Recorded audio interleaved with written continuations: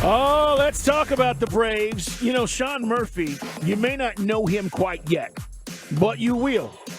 And the trade to get Sean Murphy may be Alex Anthopoulos' one of his big trades as we move through the season. It's Dukes and Bell at Sports Radio 92.9 The Game. Mike, one of MLB's new rules is a limit on pitcher pickoff throws to first base. Now, why is this important and what's it going to mean for our guys? Why is this important and what does this mean for our guys? Because, Mike, it makes the catcher with a strong and accurate arm like Sean Murphy even more valuable. I think we could have the best tandem of catchers in the league. We call him Lil D, Travis d'Arnaud, and obviously now Sean Murphy. Murphy, guys, again, you know, if you're not one of these baseball purists, you're probably not paying attention because he played for the A's. But if you talk to guys that are in the scouting departments of Major League Baseball like I have, this guy rates as one of the top catchers in the league. He wasn't getting that exposure. He's an all-star there with the A's, but the A's are not a good team. So you don't look at it in the same way that you might if he was coming from a winning organization.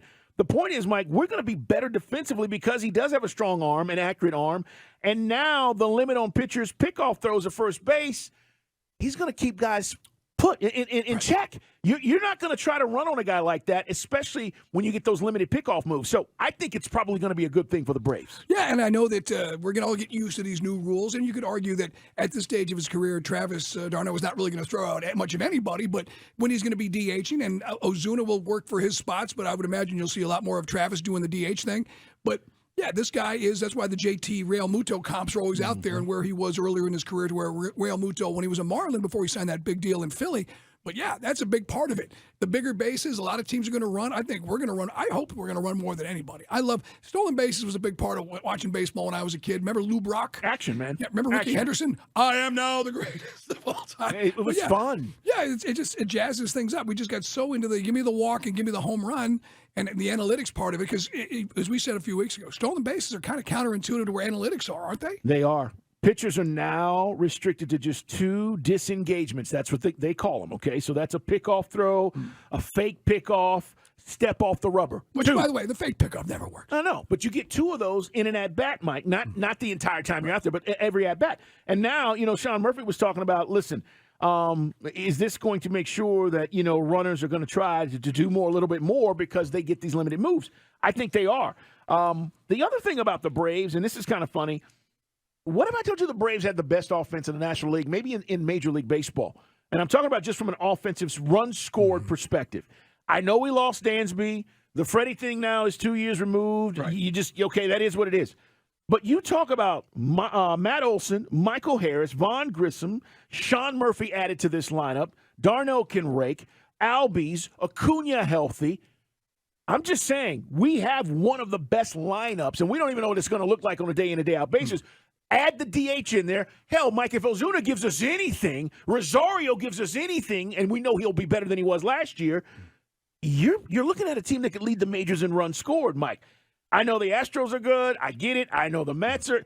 But when you look at our lineup, I'm telling you, this lineup is going to rake, and they're going to produce a lot of runs. But I was a little, confused, but I raised my eyebrows when we had Alex Anthopoulos on about 2 weeks ago, and I asked him about what their expectations are for Vaughn Grissom, and it's kind of like just don't stink. Which I was kind of expecting to see, like no one's going to come in and do what Dansby did, 25 home runs, nearly, I think it was 96 RBIs, and 277 last year.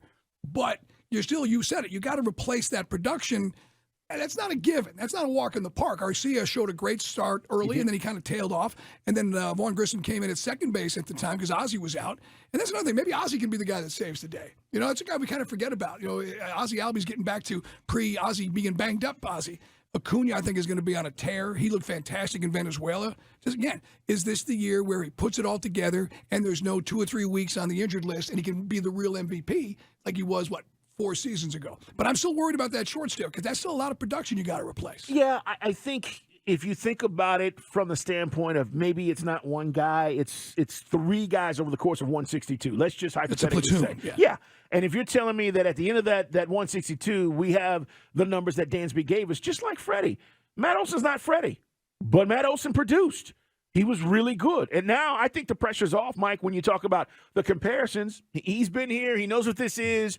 He played a really good first base, and he hit for us. But I'm just telling you, when you talk about lineups right now, what we know, and this thing will shake out here over spring training, but Astros are going to be there. The Mets are going to be there. The Dodgers are going to be there. We are also going to be there. This is a team that should score a lot of runs. Yeah, he was on base over 220 times on base between hits and walks. And the average was basically just par for the course. What he has done, he was just 10 points under. He did have that September slowdown, which was unfortunate. Remember, Adelson kind of hit those skids. Yeah. And then conversely, that's when Ozuna really got on a bit of a tear. Took off. And even with Matt Olson kind of really struggling, you still found a way to edge out the Mets.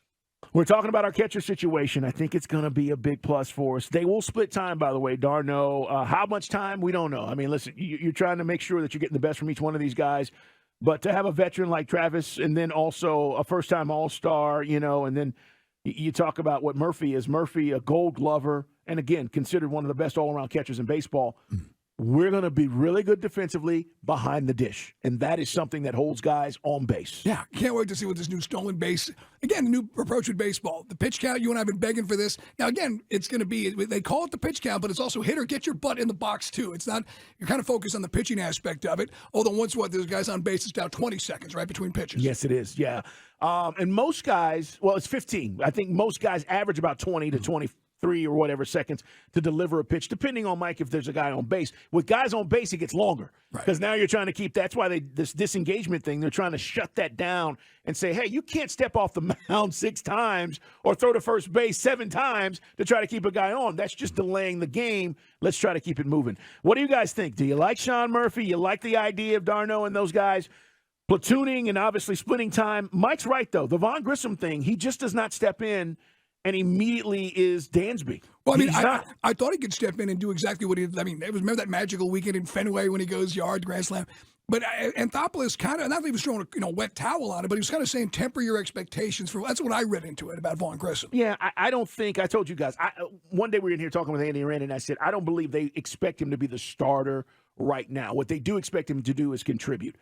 Mike, how many at-bats does he get? I don't know. I mean, they're going to figure that out. Is he your everyday starter? No. Because Arcia is young enough, and if he's raking, Mike, he may even be a better player right now. But the upside of Vaughn Grissom down the road as he continues to develop, I just don't think that they feel like he's there, and that's why they're not putting that pressure on him.